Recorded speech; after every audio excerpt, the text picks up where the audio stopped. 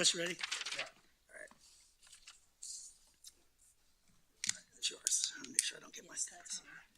Joel, you ready? All right, good evening, everybody. Welcome to the regularly scheduled Evans City Council meeting for Tuesday, April 21st, 2026. Excuse me, my name is Mark Clark. I'm the mayor. I'm going to call the meeting to order. Please stand and join me in the Pledge of Allegiance.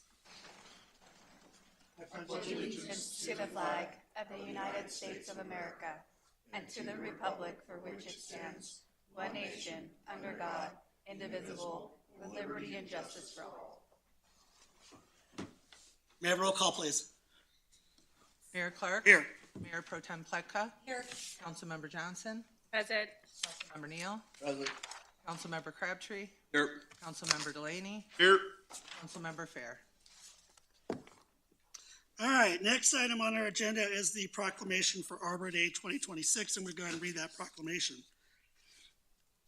Whereas in 1872, J. Sterling Morton proposed to the Nebraska Board of Agriculture that a special day be set aside for the planting of trees. And whereas this holiday called Arbor Day was first observed with the planting of more than 1 million trees in Nebraska. And whereas Arbor Day is now observed throughout the nation and the world. And whereas trees can be a solution to combating climate change by reducing the erosion of our precious topsoil by wind, water, cutting heating and cooling costs, moderating the temperature, cleaning the air, producing life-giving oxygen, and providing habitat for wildlife. And whereas trees can be a solution to combating climate change by reducing, well, that's actually on there twice. All right. Whereas trees in our city increase property values, enhance the economic vitality of business areas, and beautify our community. And whereas trees, wherever they are planted, are a source of joy and spiritual renewal. Now, therefore, I, Mark Clark, the mayor of the city of Evans, Colorado, do hereby proclaim Friday, April 24, 2026 as Arbor Day in the city of Evans, and I urge all citizens to celebrate Arbor Day and support the efforts to protect our trees and woodlands. And further, I urge all citizens to plant trees and gladden the heart and promote the well-being of this and future generations. In witness whereof hereunto, I have set my hand and caused the effective official seal of the city of Evans this 21st day of April 2026. And is there anybody here to receive this proclamation? All right. Come on up. I'll present this to you. I'll get a picture.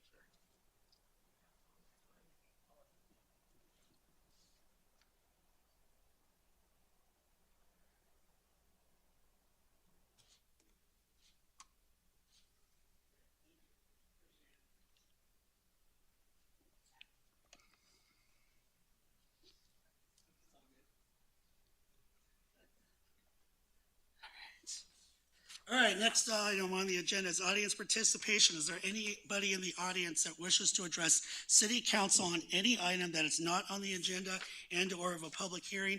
If so, please step forward to the podium, state your name and address for the record. Yes, my name is Pamela Summer, and I live at 5005 Conowa Lane. I am a resident of Neville's Crossing, and thank you for the opportunity to speak tonight. I'm here to speak about the condition of 49th Street, and to respectfully ask that it be considered a priority as you evaluate the upcoming road repair projects. 49th Street has experienced significant deterioration over time, including uneven pavement, surface damage, and ongoing wear that continues to worsen, and it's no longer just an inconvenience, it's becoming a safety concern. As a resident of Neville's Crossing, this is a road that I and my neighbors rely on daily. It serves not only our neighborhood, but also surrounding areas, making it a heavily traveled roadway. As you may know, many residents share the same concern, and it's something that continues to come up in conversation throughout the community. The current condition impacts everyday driving, increases the risk of vehicle damage, and becomes even more concerning during weather events. Over the years, 49th Street has been closed multiple times due to drainage issues. These closures don't just inconvenience residents, they force detours, add significant time to daily commutes, and when the road is closed, it cuts off a primary route residents depend on. That's why addressing this now is so important. I understand that Neville's Crossing is currently the only fully built-out neighborhood within the city limits in this area. Because of this, 49th Street serves as a critical corridor for residents who rely on it daily. While I recognize the unique situation, it is unfortunate, but as tax-paying residents of the city of Evans, we still need to be heard, and I respectfully ask that this be reflected in the prioritization of 49th Street. Thank you for your time. Ms. Pam. Is there anybody else in the audience that wishes to address City Council on any item not on the agenda and or of a public hearing? All right, seeing none. All right, next item on our agenda is approval of the agenda. Madam Clerk, any changes to the agenda? No, Mayor. I would entertain a motion to approve the agenda.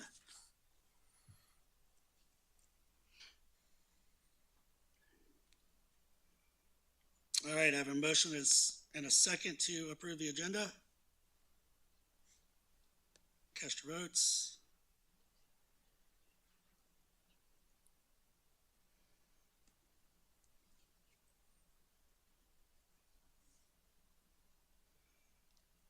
Just waiting for that to.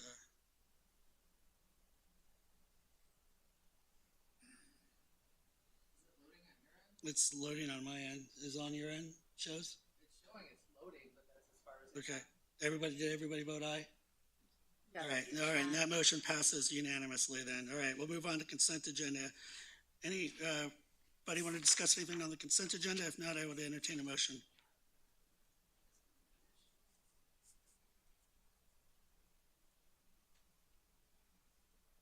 All right, there it goes. There it goes. All right, I would entertain a motion for the consent agenda.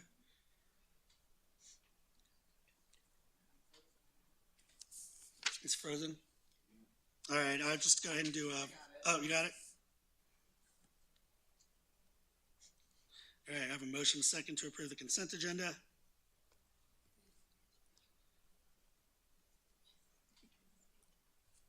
And that motion carries 6-0.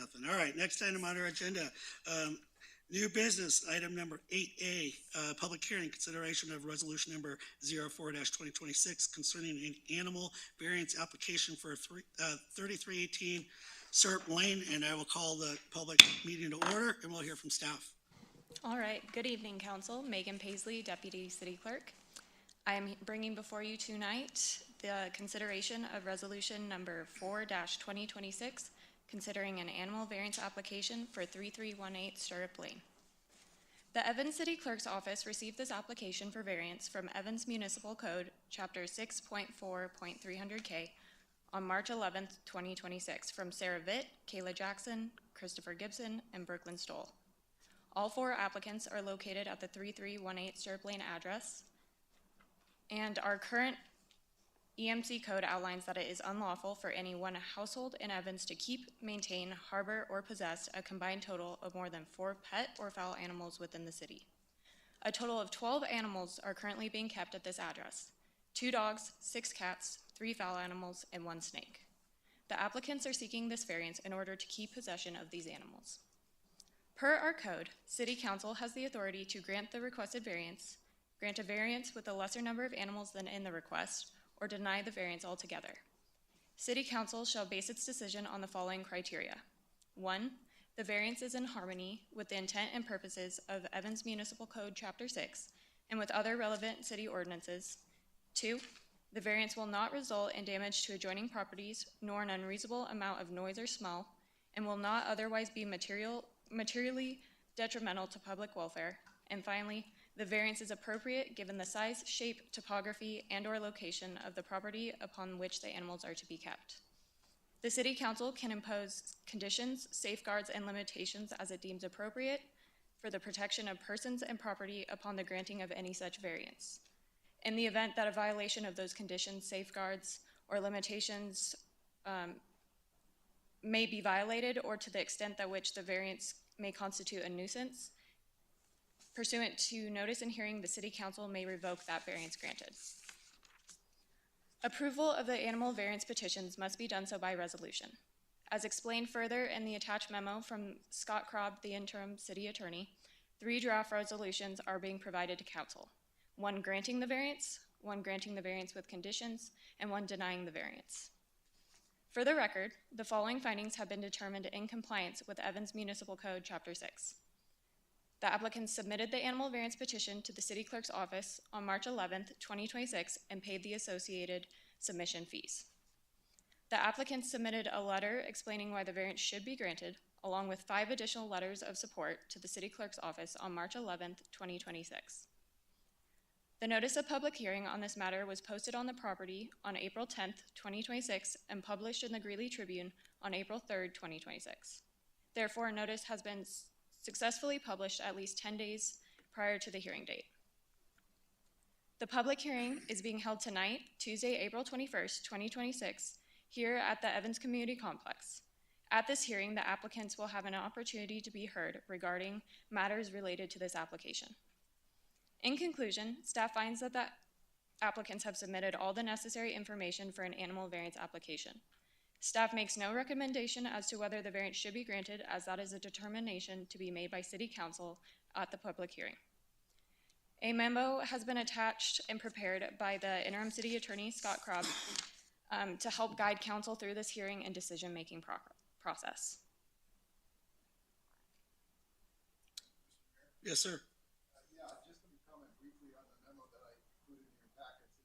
And as the deputy clerk has pointed out, the issues before council are whether you want to approve with conditions, or deny the applications. She's identified the 3 criteria for you, and I just want to remind you that this is a quasi-judicial proceeding. So you should base your decision entirely on the matters that are presented to you this evening, not by discussions with any outside influences or anything of that nature. As far as the 3 resolutions, if you decide that all 3 of the criteria have been satisfied, then you should adopt the resolution that indicates approval at the top. If you decide that there are conditions, should be approved subject to conditions, please be very clear on what those conditions are so that we can incorporate those into the resolution. And then if you decide that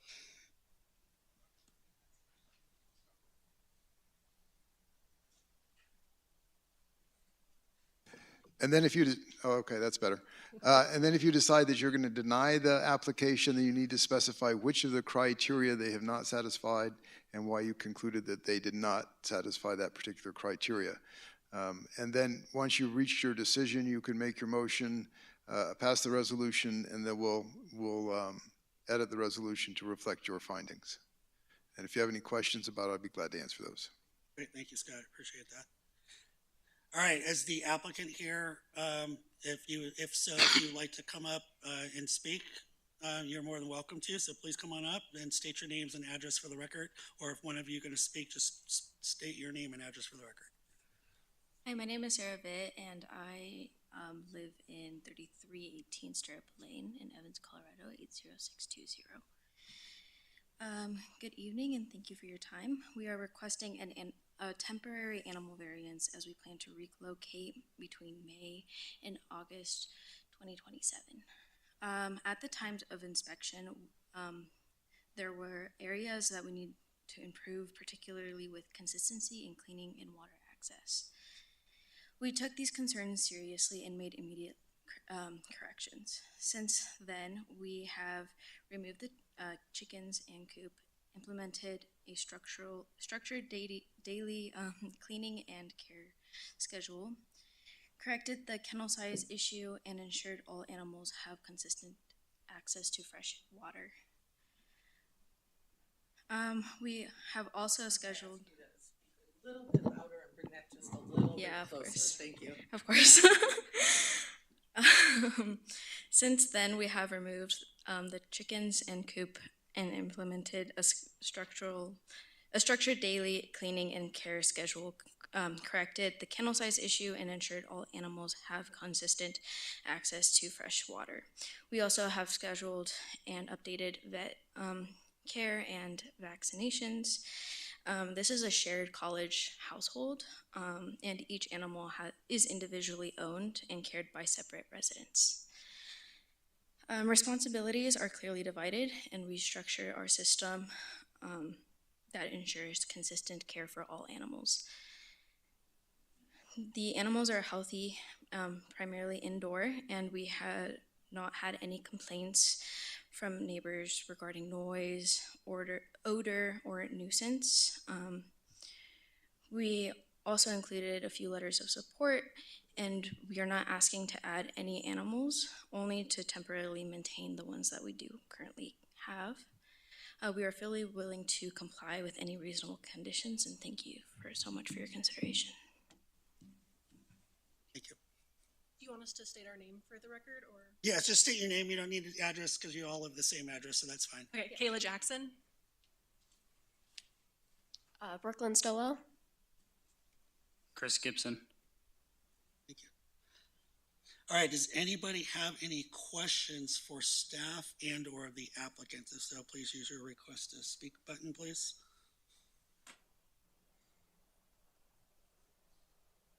All right, Councilmember Johnson.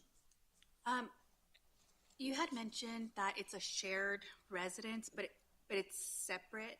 I mean, it's shared household, but it's separate residences. Oh, So it's one house, and we basically all share the mortgage, and then we each individually own our animals. So we were unsure kind of the rules of that until we had the police called. So Do you? So just a clarifying for me, because is it okay to state that you are all students, or not all? The three of us. the three of them are, and then I work. Do you have separate leases? Yes, we do. Okay. Okay. Thank you. That's what I needed. Thank you. Councilmember Delaney. Yeah, Chief Darlin, I don't know if you'll know the answer to this. It says in the police report that this came because of a pre-scheduled animal welfare inspection. Can you give me a background as to why there was a welfare inspection planned for them? We had a complaint from a former resident of the property, specifically about the welfare of the animals. Okay. So then I guess I would ask the applicant, when you filed your thing, you said that nobody was complaining. Well, that was a complaint. So do you want to address that? we weren't aware that they had called the police on us when we filed it. We got the police report after. Understood. Thank you.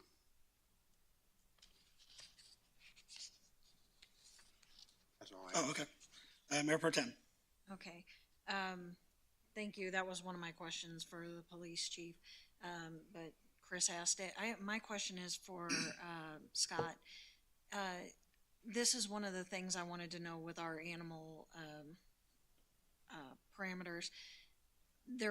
People are only allowed to have 4 dogs or cats, or 4 birds, or like 4 and 4. That's where I get a little turned around. Yeah, it's a cumulative total, so you could have 1 cat, 1 dog, and 2 birds. As long as it adds up to 4 total, then you're within compliance and you don't need a variance. But otherwise, you do need a variance. Okay, thank you. And then for the applicants, I did read in there about some of them possibly needing their shots, or did they all get their shots? Have they all been vaccinated? All the animals, I just wanted to double check that. They're all vaccinated. The 2 dogs, their rabies will be renewed in May. Okay, thank you for that clarification. Thank you, I'm done. Yep. Councilmember Johnson. So my question is, because it's one dwelling, but they have separate leases, would that change how we look at the animal ordinance? But it's still one household. They live in a house, but they have separate leases. Right. So how would we look at that the same as being in one household, regardless of being having their own lease? yes, it's not the legal document that entitles you to be there. It's the physical structure. Okay. So if it's all one house, one household, then what you're looking at is, whether the animals are appropriate for that household. You look at the third criteria, in fact, and it even talks about looking at the size and the dimensions of where they're staying. So it's this, for purposes of this hearing, it is a single household. Perfect, thank you. I just wanted to make that distinction because I wasn't sure. Right. I appreciate you. All right, Councilmember Delaney, back to you. Yeah, sorry, Scott, can you remind me, this is coming from chapter 6, that's correct? Municipal code? Yes. What is the title of chapter 6? Do I you think know? it's just animals. 6.04.300, animal care, unlawful activities. But Designated. what's the full title 6? Well, that's the title of 6.04.300 is animal care unlawful activities designated. The title of the chapter, we can look up and I can get that for you. But I think it is just animals. Okay. Yeah. The clerk looked at it and said it's just animals. Okay,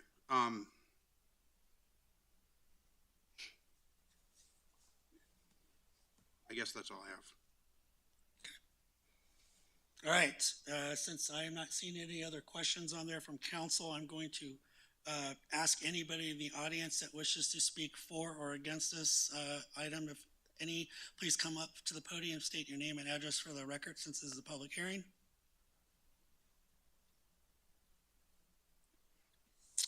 Seeing none, I'm going to close the public hearing and I will entertain council discussion on this. My opinion, while I appreciate you coming up here and applying for the variance, my position on this is we had a similar variation request that has come before council in the past. And based on that and how we handle that, I think we need to stick with consistency and everything with our ordinance, especially since we have another matter that's pending with that. I am willing to do the same thing I did with the other one, give them 120 days and have them get in compliance with the ordinance. That's where I stand on it. Like I said, and this is something that council wants to address. This is not the forum to do it. However, maybe during council discussion, if someone wants to say, hey, let's relook at that animal variance and change it at a later date, we can certainly do that in the future. But based on the past variance that we had, the past application that we have, the stance that we took with that, I'm with keeping with consistency on that. So passing it with Conditions, kind of like we did, 120 days, have to get in compliance. So like I said, it's not that I don't sympathize with them. However, it's just for me, it's consistency based on how we've handled this in the past. Because we're only looking at the cat and dogs. Exactly. Everything else is exempt. Yeah. Yeah, I would agree. So we would mention that to them, that the only thing we're looking at is a cat and dog component of That's the. all we're really analyzing, Okay. and I agree, because that's a heavy load. And giving that timeline to find adequate housing would be appropriate. But keeping consistency is important, especially with going through the system. Can I? Oh, yes, I'm sorry, I didn't even see your name pop. Yeah, So, Councilmember Delaney. I would be fine with the 120 days as well. I don't believe that granting a full variance would be in keeping with the spirit of the ordinance as it is in our code, our code.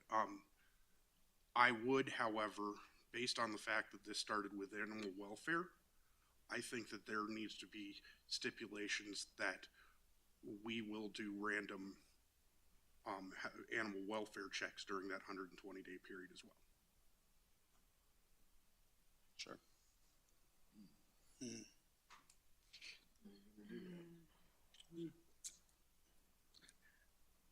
I don't know, I'll yield the floor. Anybody else want to speak up before I put on there? I'll go ahead and.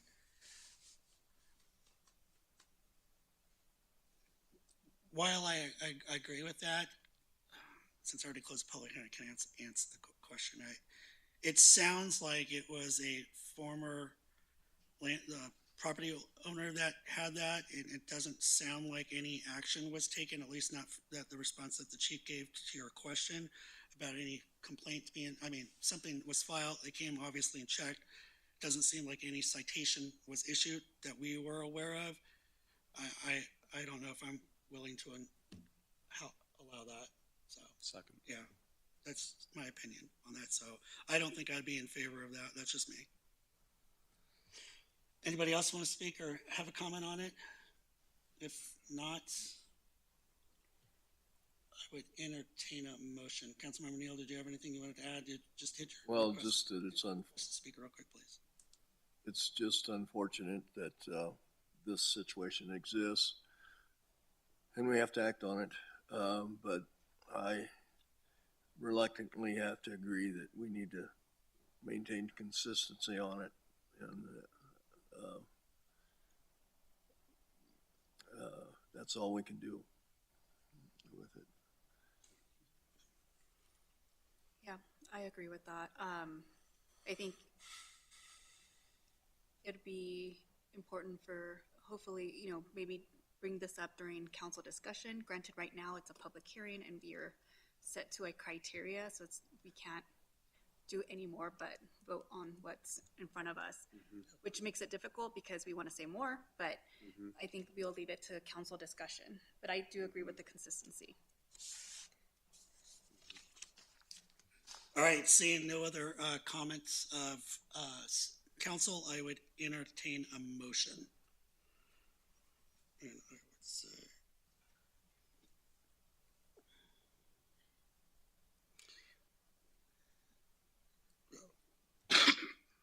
No, there's no language in there. I'll have to plug that in after for the actual. And I think what I'm hearing from council discussions is you're looking more at criteria number 1 that's not being satisfied. Criterion 2 has to do with damage to adjoining properties. I don't think you've expressed any concern about that. Criteria 3 has to do with the shape, size, and topography of the property. You don't really have, doesn't sound like concerns with that. But what I gather is that you're talking about the variance is not in harmony with the intent and purposes of Chapter 6.04, which limit the total number of animals to 4 per household. Yes, and I stated that. correct. So that would be my suggestion as to the motion, is that you move to deny it because it's not consistent with criteria number 1, the harmony, intent, and purposes of Chapter 6.04, because it exceeds there's no basis for exceeding the limit of 4 total animals, and that your motion would be to allow the number to be reduced within 120 days to reduce the number to 4 or fewer animals. And do you want to include a provision on welfare checks? If so, you should include that in your motion. Great, thank you, Scott. If somebody would like to make that motion, and then we'll vote on that, please. How do I phrase You want it? me to run it through it again, and you can do a so moved? So moved. Okay, so as I understand the motion, it would be to deny the application for an animal variance on the basis that they have not satisfied criteria number 1, which is the variance is not in harmony with the intent of purposes of Chapter 6.04, because it exceeds the 4 animal limit that's set forth in the code, and there's no grounds to do so. And that the applicants would have 120 days to reduce the total number of animals at the household to 4 or fewer. So moved. Second. All right, I have a motion and a second. All those in favor signify by saying aye. Aye. All opposed, nay? Nay. All right, that motion carries 5-1. All right, thank you, appreciate it.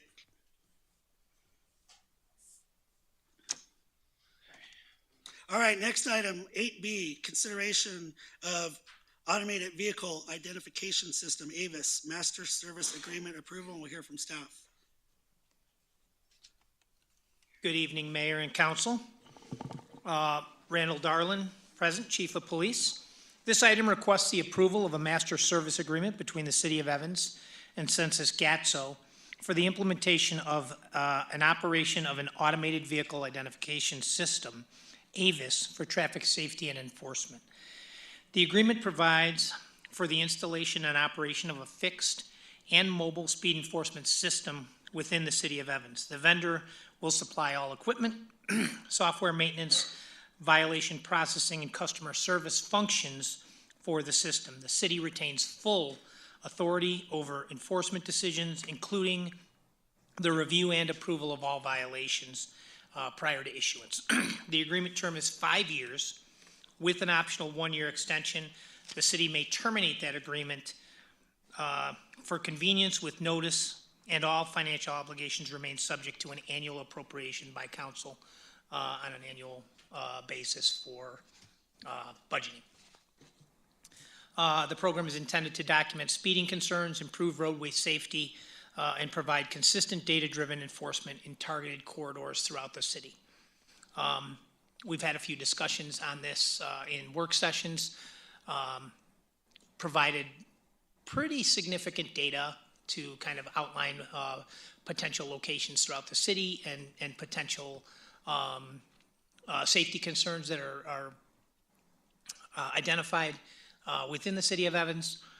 And with that, I'll be happy to answer any questions you might have on the system. Great, thank you, Chief, appreciate it. Any questions and or comments of staff? Councilmember Delaney. Well, Chief, you are going to learn my new hobby horse. So I just need clarification on what we're signing. So the agreement is basically a 1-year term with 4 possible renewals, or is it a 5-year term that then we can continue to add 1 years without bidding it again? It's a 5-year term. Okay. With the opportunity to continue year over year, or even renegotiate the entire contract after the 5-year term. Okay. That's it from the procurement guy? I will preface that though, that each year there is an opportunity. You have to appropriate the funds for the contract. If you weren't willing to appropriate the funds for the contract, there's a clause in the contract that would allow the city to cancel the contract, essentially. Okay, thank you. That's all I have. Okay, Councilmember Crabtree. So Chief, I see $1,500 a month. Do we also have fees per citation? We would, and it's the fixed cost of the camera is $27.50 per month. And that includes both the mobile and the fixed location, right? Because the contract kind of interprets, the contract is going to be focused on 2 systems, 1 mobile, 1 fixed. Fixed location hasn't been identified. We're going to do 4 speed studies and work on identifying the most appropriate location for the fixed. The mobile will be obviously able to be mobile throughout the community. We'll need to identify corridors through legislation, through an ordinance that will be forthcoming to the council on what that may look like. You could potentially determine that we want to make the entire city a corridor, right? Or you could identify individual roadways and distances and lengths on certain roadways specific to, traffic concerns that we have. We need to provide data. We need to work with CDOT for any roadways that are not controlled by Evans specifically. And we need to create that ordinance with corridors and or residential properties or areas that are under maintenance, right? And while maintenance is being conducted. So there's very specific parameters under the state statute that we have to operate under. And we'll be bringing that specific resolution and ordinance back to council for review and approval. So basically in this 23-page document, we're basically going to, from high level, pay a monthly fee for the rental equipment, pay for the citation, and no breach for early termination of contract. Correct. That's pretty good assessment. Yeah. Okay. No further questions. Thank you, Chief. There's a fee per violation, right? Yes. So, yeah. Yeah, there's a fee per violation. Correct. That's their processing fee, and that fee is state or fixed by the state, right? Because it's not necessarily fixed by the state, but they can't charge a per violation fee. They have to perform a specific task, right? Yeah. And they've identified those specific tasks in the contract. Pick a random figure and say exactly. But it's figure. Yeah, it's money coming out of that possible revenue that is going to pay for that. The entire program essentially funds itself. And then if we're no longer happy, we can terminate with a 60-day notice without cause, and there's nothing that's going to cost the city. little more nuanced than just that, right? So if we wanted to terminate, we would have to show a cause or fail to, just decide we're not going to fund it through appropriations in the following budget year, and then we would be able to. I just want to make sure the city's not getting on the hook for a long-term contract that we no longer like the performance, and then. Correct. I didn't want to read a 23-page document and fall asleep. Thank you. No further comment. I mean, I will, but. Yeah, sure. Councilmember Johnson. I think I'm glad this is happening. I think it's important. I know our community has been wanting us to mitigate speeding and the safety component that comes from that, especially after a lot of the crashes and crashes to property and what have you. And I think this will help substantially. And I hope that who's ever like online or who's listening knows that this is in part, this is a means for us to ensure that people are not speeding throughout our community as they have been, and at least mitigate it to an extent. And hopefully that helps the safety. But this is great, and I'm excited to see where that mobile unit goes and what that's going to look like for our city. And thank you for doing all the research for this. Yeah, I'm happy to provide the data that we were able to give you.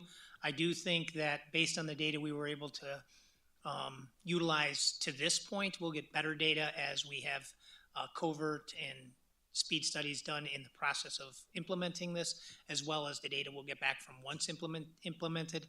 But it's a small percentage of vehicles. It's under 2% of the vehicles that are traveling through that are exceeding 10 miles an hour, which is what this threshold is for these citations. So again, this is all about safety. It is about, we're not writing 4 and 5 and 6 and 7 mile an hour violations for people that are speeding through the community. These violations target individuals that are 10 plus miles an hour over the speed limit, which is absolutely a safety concern. We have seen through their data and through other communities where when these are placed into service, we will see a reduction in speed and a reduction in the number of violations, which is exactly what we want for the public safety piece of this. And then it is really identifying a small number of travelers through the community. Thank you. Councilmember Neal? Chief, if we implement this tonight, how soon would this go into or the equipment be delivered and set up? That's a great question. So the discussions I've had, so we have a lot to do, right? So the statute requires 30-day notice once everything's up and operating before you ever issue a citation. We have to bring back an ordinance to you that needs to be reviewed and approved.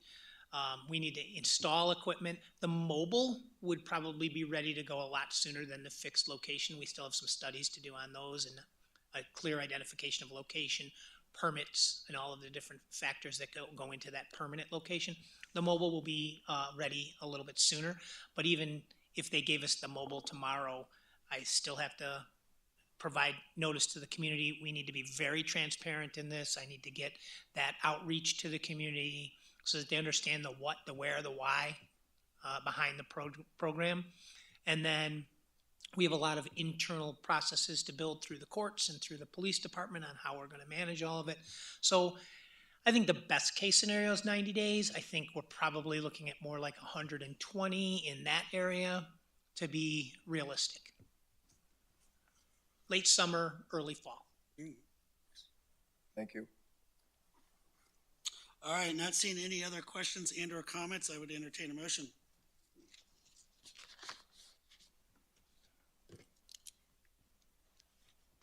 All right, I have a motion and a second to approve the master service agreement between the city of Evans and, what's the name of it?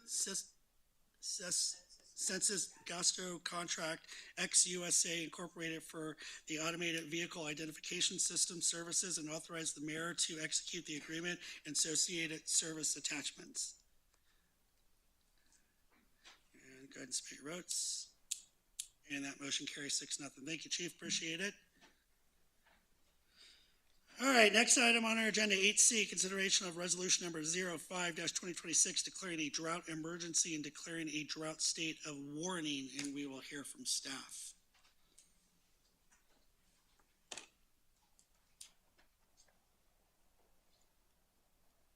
Good evening, Ty Boreski, Public Works and Utilities Director.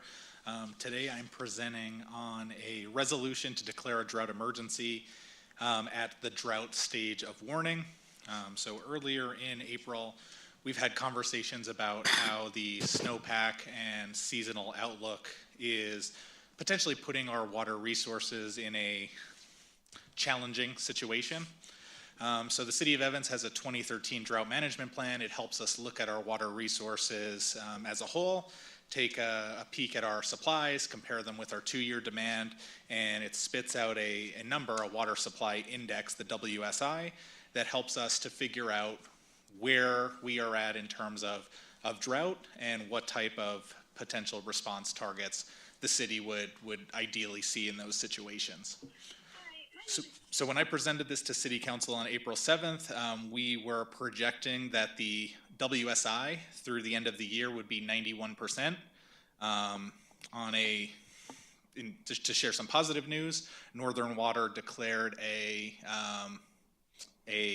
higher than average quota. Instead of the normal 70%, their quota was set at 80%, which pushed our WSI to 100%. So pushed us more firmly into that warning category, and I know council had some concerns being on the fence. So looking at our water resources and demand through the end of the season, we can safely assume we're going to be around that 100% level. While we are at 100%, that does push us firmly into the warning category, and that is the drought stage that staff is recommending that council consider for implementation under section 1304-200 of the Evans Municipal Code. Happy to take any questions. Okay, thank you, Ty. Appreciate that. Any questions and/or comments of staff? I am not seeing any. I would therefore entertain a motion.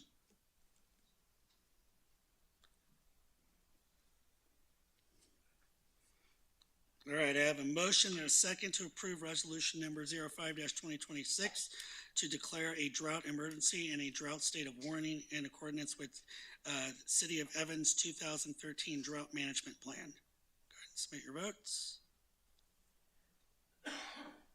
And that motion carries 6-0. Thank you, Ty. Appreciate it. All right, next item is consideration of emergency ordinance number 860-26 to amend the Evans Municipal Code section 1304.200 water conservation measures, and we'll hear from staff on that one. Ty Boreski, Public Works and Utilities Director, building off the declaration of a drought resolution. We had some conversations in our mid-April work session about potentially reconsidering some of the hours that we restrict watering, which based on current Evans Municipal Code is from 12 p.m. to 5 p.m.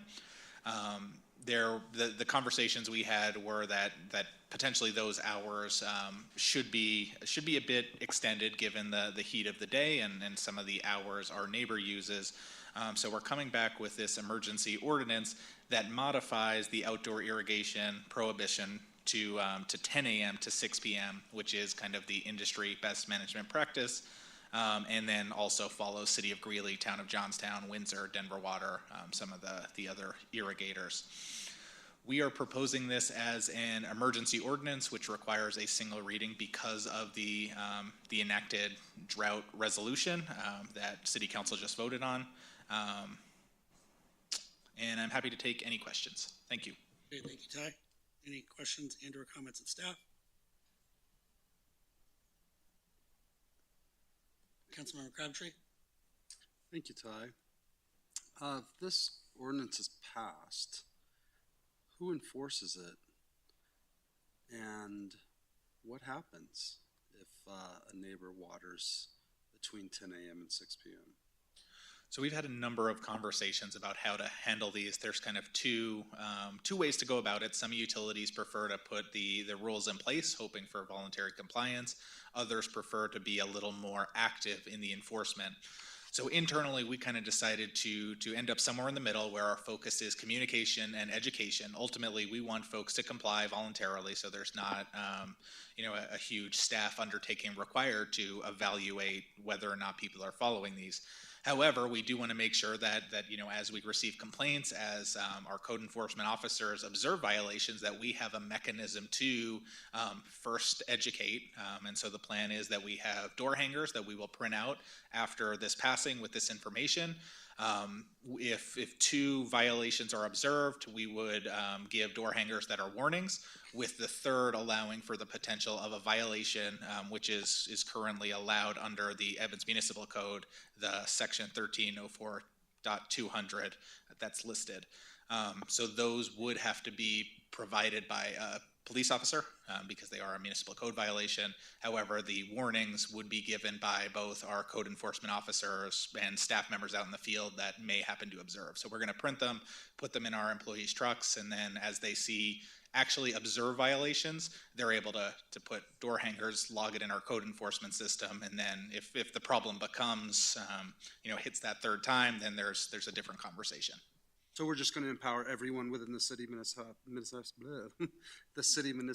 to do that? I think it's generally going to be our water team and the code enforcement team. Okay. And so they'll be doing the first 2 kind of notices, given that they're readily out in the field at folks' addresses. Okay, thank you, Ty. Councilmember Neal. Yes, Ty, I'm very pleased to see that this is the newer, longer hour of prohibition is being put in place. I think this has been a long time coming. I believe it should have been implemented a long time ago. And as I understand it, several other municipalities already have these hours of operation in place. So I'm very pleased to see this. I'm sure a lot of people won't be, but because some people demand that green grass in a drought-stricken area. So thank you. All right, seeing no other additional questions and or comments, I would entertain a motion.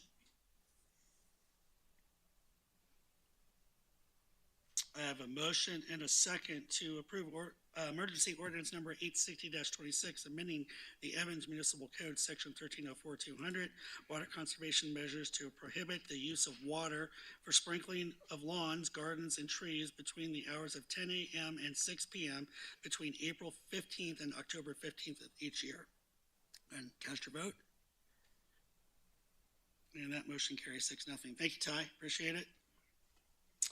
All right, next item on our agenda is consideration of resolution number 06-2026, the city asset disposal, and we'll hear from staff.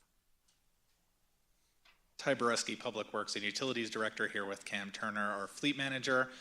We are coming to you with our semi-annual consideration to identify equipment as surplus or abandoned property, to follow the guidance in our surplus abandoned property disposal policy. Generally, we identify equipment that is no longer being used, is unsafe, is problematic to operate, or the cost of repair exceeds the salvage value. We generally try, our first effort is to take it to auction, try to get the highest cost back to the city, which is then moved directly back into the fund the equipment was purchased from. If we are unable to sell, or if the item doesn't sell at auction, we then look at salvage or disposal.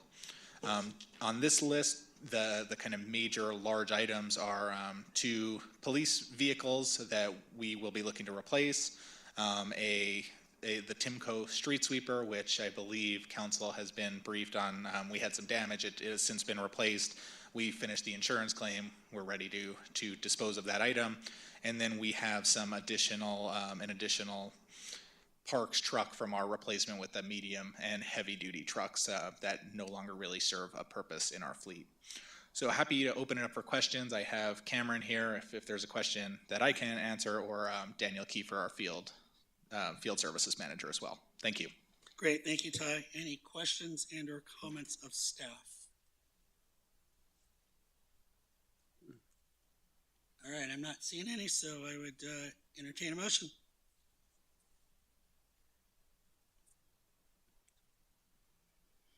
All right, I have a motion, a second, to approve resolution number 06-2026 to authorize the sale of the identified public works and utility department and police department equipment via public auction or salvage yard disposal, consistent with the city's surplus abandoned property disposal policy. And go ahead and cast your vote.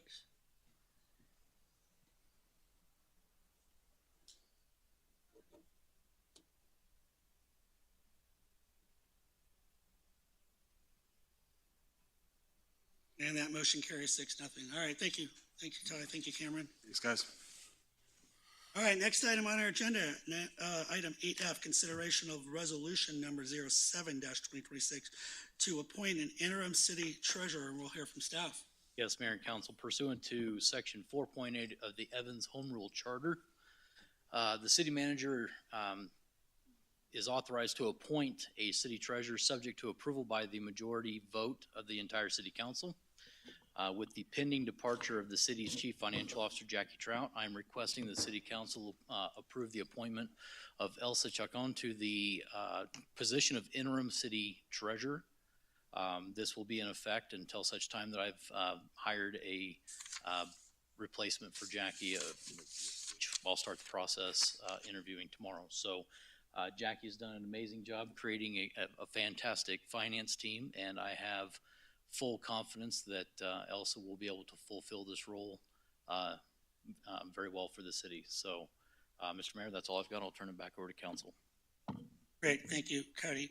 So question for you, is this Jackie's last council meeting then? Oh, got it, okay. All right, I have no other, Councilmember Johnson. Oh, you want? My comments are gonna be directed towards Jackie. Oh, because it's her last meeting. I was gonna wait till I do when he does his minutes. So I'm going to I know, but I want to discuss that during my city manager update because I'd like for this to be about Elsa. You'll be on the record too. I know. Go ahead. I just want to say it because I thought she left. I was like, where did she go? And then anyway, okay. I just wanted to say we are so fortunate to have you, and I am so sad to see you go. I understand. Just know that, and I'm happy for you, and I wish you the best. But gosh, we've been so fortunate to have you. Just who you are as a person, you're so great to work with. You're so meticulous. Nothing was hard. You're approachable. Just a great human. And I appreciate you, and I'm sad to see you go. And I'll add more later, but I just wanted to say that. And I'm happy, that you'll be the interim Elsa as well. Know that, and I know you're under her mentorship. You'll be great too.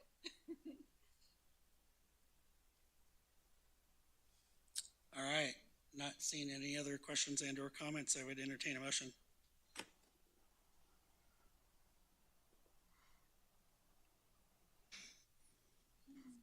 All right, I have a motion second to approve resolution number 07-2026 approving Elsa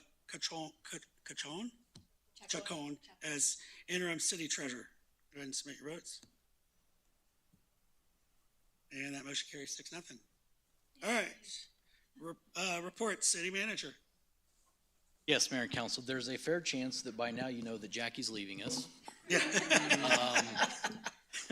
And that tonight is, unfortunately for us, her last council meeting. And so Jackie has been appointed as the chief financial officer for Weld County. So huge loss for us, huge gain for Weld County.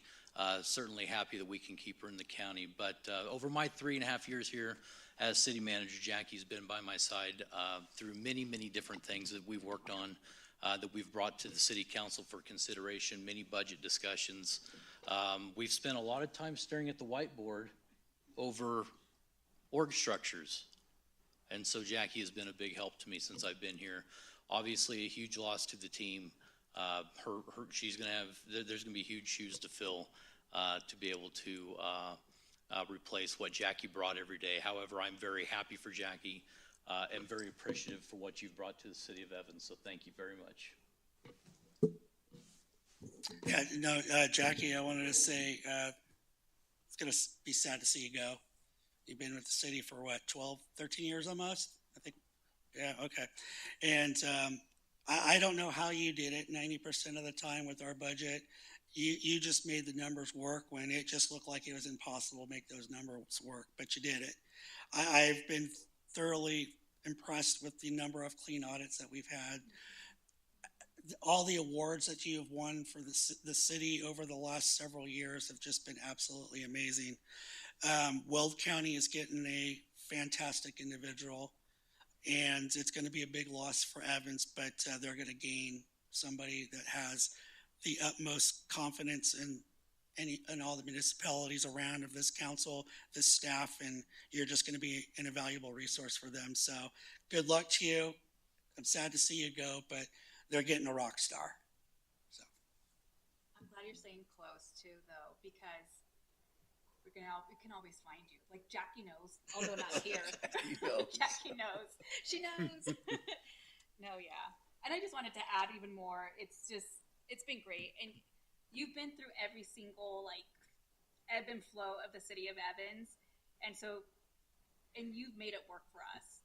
You know, you made magic happen during times that, who knows? I mean, we were like, okay, what's going to happen here? And it's all of you, right? Contributed to that, but I'm sad to see you go.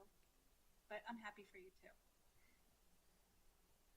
How dare they? Just kidding. I'm sad I never got to be on the finance committee. I've been on council 7 years. I've never been on the finance committee. We wouldn't give it up. Hey, Why you would know we what? give that up? She's I a rock wanted star. to be on there. You know, I wanted to work with Jackie one-on-one. I didn't ever get to, but the times we have worked with her through all the council members we've had, and I've been with you 7 years. And your patience is phenomenal for what we throw at you. And on a personal level, I love talking with you and getting to know you and just hanging out, you know, when we get the 2 minutes to hang out before a work session. And I want to say thank you seriously for everything. Yeah, Jackie, the county scored someone really important. So, lucky county. Congratulations. It's a great opportunity. So I haven't spoke to the mayor about this, but if it was because I was on the finance committee that you're leaving, I will resign. I'm just offering that one last chance. No, I've very much enjoyed learning from you on the finance committee, seeing the amazing ways that you can figure out how to save our city money and spend our resources very wisely. So thank you very much. Good luck. And yeah, lucky Weld County. Well, Jackie, hate to see you go, but I'm glad you're staying in the county. And we're losing the soccer mom to the county that I enjoyed discussing things with sometimes. And I've always enjoyed your presentations because I can understand them, and I feel that they're understandable by non-accountants. So appreciate it. Thank you. Where's the cake? Okay, back over to you. Yeah, a few more things. State Street Sanitary Sewer Project. So I signed the contract this afternoon or this morning with Professional Engineering Consultants. Signed the contract this morning, and I believe this afternoon they rolled right into a meeting, a kickoff meeting to get that project started. So Professional Engineering Consultants, our engineering consultant, will begin the engineering design for that. Take a few months, and then we'll be able to roll into construction later this year, early next year, to bring the State Street Sanitary Sewer to a close. 37th Street Streetlight Project. That project has been awarded to Kimley Horn as the preferred consultant. Protest period ended without formal protest. That contract was executed on March 17th, so they'll be designing the streetlights between 47th Avenue and 35th Avenue. They're also going to do a photometric study from the roundabout north on 47th Street to the city limits, so we can get that all illuminated. To bring some clarity to a discussion earlier in the work session, 37th Street Phase 3 design is going out on BidNet this week. So we are still very much moving forward with the redesign of 37th Street Phase 3 from 65th Avenue back to the Arrowhead Drive, the westernmost entrance on Arrowhead Drive. So that'll be out for bidding, and then we'll go through the procurement process as well. City engineering team is also working on putting a scope together for bridge inspections. I brought that up to you a couple meetings ago, but with everything else engineering's been working on, this will be coming up here pretty soon, putting a scope of services out for a structural engineer on BidNet to review 5 bridges, one of which is the 37th Street Bridge, 37th Street Phase 4 bridge over the wetlands. Engineering's also working on the Ridge Pond 23rd Avenue stormwater outfall project. If you recall, we formally brought the East Side Storm Sewer project to a close, and we're transferring those SRF funds over to the Ridge Pond to rebuild that outfall so we can have more dependable stormwater system from that point. Engineering team's working with city attorney on County Road 394. Really don't have any update at that point. Just understand that we're still working through that process. And then if you've noticed along 37th Street in particular, the street sign shop is really starting to crank out a lot of new street signs, and so we're able to get the street sign replacement project going, and it's really adding a splash of excitement to that corridor. So we got the street sign replacement going on, and then just a couple of projects we have coming up. We have the community cleanup event this Saturday, April 25th, from 8 a.m. to 4 p.m. at the First Avenue site. $15 per voucher. Can be purchased either at the CSU windows or on site Saturday morning. National Drug Take Back Day, again, April 25th, 10 a.m. to 2 p.m. at the Sam's Club parking lot here in Evans. And then Blooms and Brews coming up on Saturday, May 2nd, 2026 at Riverside Park from 12 p.m. to 5 p.m. Thank you, Councilman Delaney and Mayor Pro Tem Pletka, for your work in helping plan that with staff. I do appreciate the input that you brought for the planning of that event. And then, Mr. Mayor, lastly, I just want to go ahead and clarify, going back to our work session this afternoon about the options I presented to you for 49th Street. I want to make sure the council understands option 1, because there was a question, what's the difference between option 1 and option 2?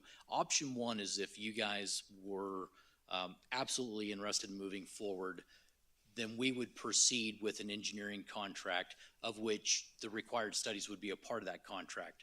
So that would be like a typical engineering project that we would work on, where we would do the studies and we would just roll straight into design. The differentiation with option 2 is doing the studies and then taking a pause to evaluate if this is still something you're interested in. So I wanted to provide that clarification to the city council. Option 1 is jumping in and going for it. Option 2 is taking a more, I think I called it a dip your toe in the water approach earlier, to do the study and then reevaluate if it's something that we want to do. So I hope that provides clarity to the question that you asked, Mayor Pro Tem. Mr. Mayor, that's all I have this evening. I'll turn it back over to council. Great, thank you, Cody. City Attorney. Thank you, Mayor, members of council. The Jackie Trout tribute is a tough act to follow, so I'll just say thanks, Jackie. We've gone through a lot of things, and it's been a pleasure working with you. Other than that, I'll talk to you, council, more next time about ADUs and fire resiliency and some of those things next meeting. Great, thank you, Scott. All right, we'll turn it over to council discussion. I'll wait for the request to speak to come up, and then I'm gonna go ahead and throw this out here real quick. So, just wanted to know, based on the discussion that we had earlier after the public hearing was closed, now that we can discuss it in here, is there any interest from council? Because this is, I think, the second time in the last, about a year that this has come up, to maybe relook at the animal ordinance to see if we wanted to make any changes to it. This is a council, if there's an interest, we can let staff know and we can get it on a later work session sometime in the future. I brought it up last time. I needed more clarification. I would like to discuss it more in depth and say a work session before we make any decisions. In what way? So I would like clarification, because remember last time we were discussing, say, a few more animals, like say you had 3 cats and 2 dogs. Well, the cats don't go outside, so it shouldn't really be a concern. And Councilmember Fair had been talking about that. And then we were also discussing like birds versus dogs and cats and all of that. So, you I see know, that. I understand. understandable the 4 animals, but at the same time, especially if it's indoor, like say a snake with 2 cats and 2 dogs, you know, it's not really a noise issue with a snake. It is an escape issue to me, but a noise issue. For the bird. Me too. Right. So I was confused. I'll admit to you guys with the fowl part of Is the it a chicken or a ordinance, bird? the birds. Yeah. So I just was, for me, needing more clarification on that, and you know, the numbers and things like that. I wouldn't mind revisiting just because I was not okay the way it went previously, but ultimately there was a decision made that a consensus made. And so I think it's important to definitely look at that. And especially, yes, let's just do that. Let's have those, let's open up the discussion. Doesn't hurt to freshen up. Exactly. Anybody else? There's 3 of us as interested, so I need one more. So the only thing I'm gonna say is I think there's far more important parts of the code. Oh, sorry, the only thing I was gonna say is I think there's far more important parts of the code to look at before we look at this. No, and I'd say this would be for future, not today, tomorrow. This is when staff can get to it, not hey, let's talk about it next time. So is there anything in the code you'd like to look at? Yeah, but it's not my turn to talk yet. So yes, but just at a later, yes, but at a later, future date. Okay. Cody? Yes, at a later date. Okay. Councilmember Delaney. Okay, so like I said, I think there's so many more important parts to look at in our code. And one of them that I just discovered came from a concerned citizen, and got me digging into the sign code. And here's where my concern is. It literally is so restrictive that technically anything that can be moved by the wind is banned in Evans. And so I understand that we're concerned about, like, one of our focuses is on beautification, but the reason why we're trying for beautification is for economic development. Well, people aren't going to want to come into the city and invest in a business if we're so restrictive on their signs that they can't even say, here I am. So I think that it would be really good to overhaul that, look at what other communities do, look at, and, you know, try to make ourselves more competitive in the economic space. And I was just hoping we would maybe be able to ask the city to do so. I'm good with it. Same. It doesn't hurt to look at it. Because Yeah. I don't think we've seen it. No, we did a few years did, ago yeah. because But the it school hasn't been- sign. Yeah, but it was more, we revamped it for Yeah. the school sign, Yeah, but we we did. didn't really dive into it. No. We did it. Well, and I just kind of love that that was decided by staff as a priority in our strategic plan. And so even though I'm asking specifically about this, they were talking about looking at all of the code and trying to get it up to snuff. So Good with that? So, all right. Anything else? that's it. Sorry. Mayor Pro Tem? Just reiterating the Blooms and Brews on May 2nd from 12 to 5. There's going to be activities, food, brews, of course, and we would like to see everyone out. I appreciate the flyers because I can get those to my residents a lot easier than a screenshot. But also, Jen had said something about a 5K. Is that correct? No, No? no, I've never heard of that. Oh, I don't know if that was with you or not. I did ask about that. I don't know if that is something or not, so if you could get a chance to catch up with Jen, let me know. She said something, I'm pretty sure she said something about a 5K. I don't at remember. one I'm point. sure it would be on here. Yeah, it's Yeah, not I on there. thought so too, but I thought she said something about it. Don't Okay, think that might have been you and her conversation. okay. Just wondered, but I do have people interested in coming. I hope you guys are spreading the word. So, thank you. Councilmember Johnson? I just wanted to speak on the past 2 weeks, in Ward 3, we've had a lot of community engagement through the residents in that area.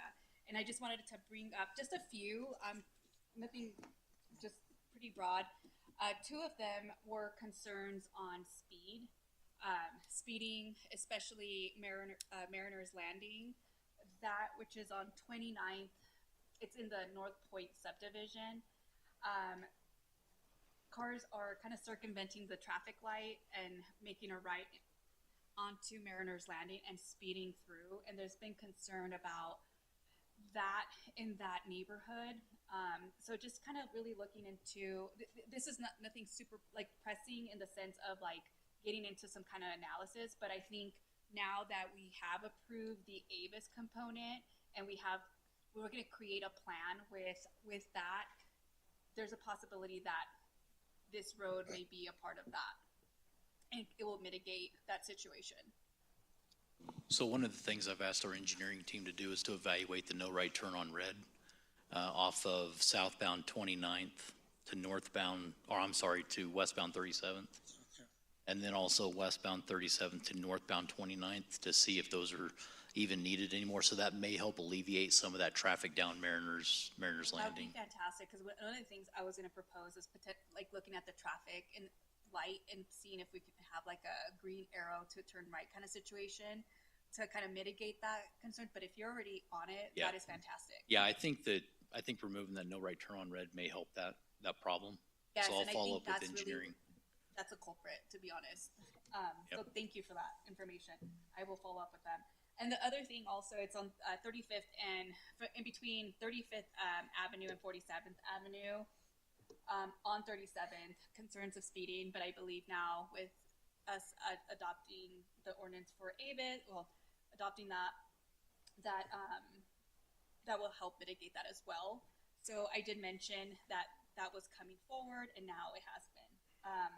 The other, and the implementation of the plan, as well as the implementation of Avis, and then a plan would help that as well.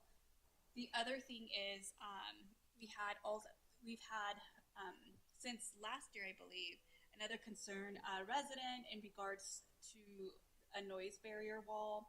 I had a discussion with her today.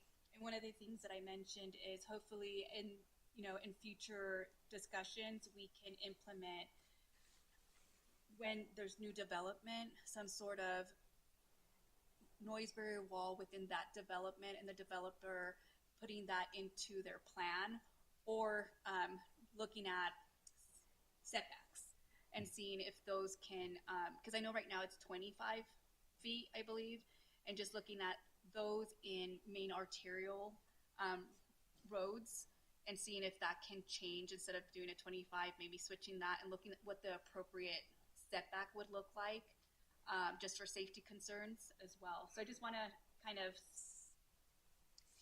plant the seed as something that we can bring forward later, not now, but start discussing that as we start to look at codes as well as CIPs. And that's all I have. Thank you for your time. Thanks. Councilmember Neal. Yes, most people that have exotic birds, in their house, they're not flying around loose. So I've never quite understood the way the ordinance is written for that, other than if they're keeping chickens outside, then that's different. But for exotic birds, I don't see why that amount is included in with the cats and dogs. I think you're going to have more trouble with neighbors with dogs and cats, maybe. So I would definitely like to take another look at that.